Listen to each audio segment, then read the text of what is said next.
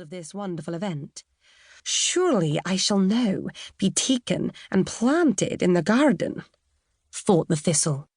"Perhaps I shall be put into a flower pot, for that is by far the most honourable position."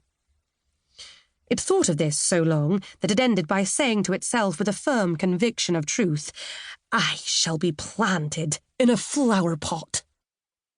It promised every little bud that came that it also should be placed in a pot, and perhaps have a place in a buttonhole, that being the highest position one could aspire to. But none of them got into a flower pot, and still less into a gentleman's buttonhole.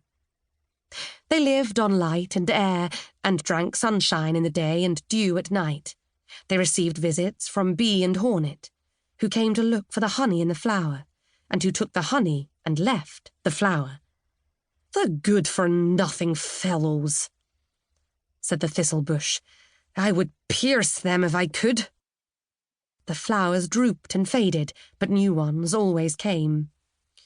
"You come as if you had been sent," said the thistle bush to them. "I am expecting every moment to be taken over the fence." A couple of harmless daisies and a huge thin plant of canary grass listened to this with the deepest respect, believing all they heard. The old donkey, that had to pull the milk cart, cast longing looks toward the blooming thistle and tried to reach it, but his tether was too short. And the thistle bush thought and thought so much and so long of the Scotch thistle, to whom it believed itself related, that at last it fancied it had come from Scotland, and that its parents had grown into the Scottish arms. It was a great thought, but a great thistle may well have great thoughts. "Sometimes one is of noble race, even if one does not know it," said the nettle growing close by. It had a kind of presentiment that it might be turned into muslin, if properly treated. The summer passed, and the autumn passed. The leaves fell from the trees. The flowers came with stronger colours and less perfume. The gardener's lad sang on the other side of the fence. "Up the hill and down the hill, that's the way of the world still." The young pine trees in the wood began to feel a longing for Christmas, though Christmas was still a long way off. "Here I am still," said the thistle.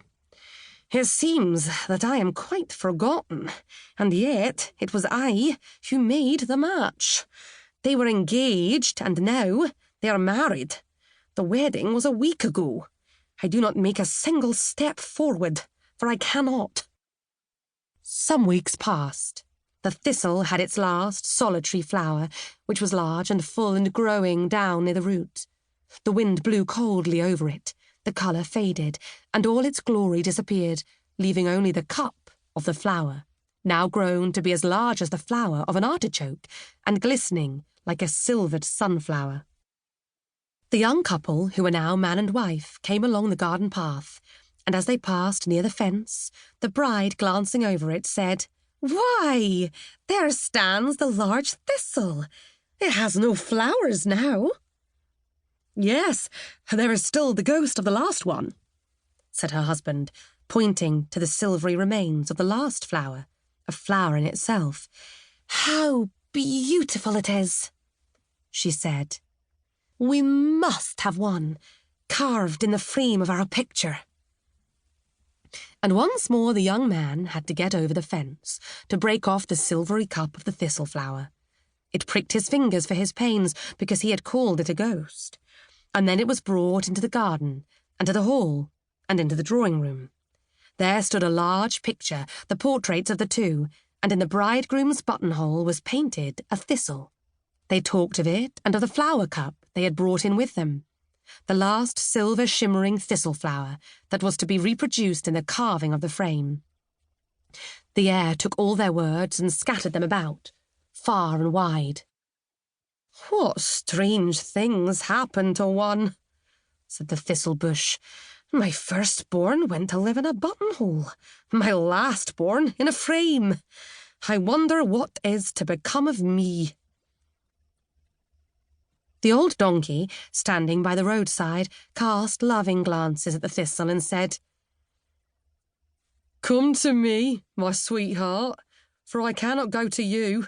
My tether is too short."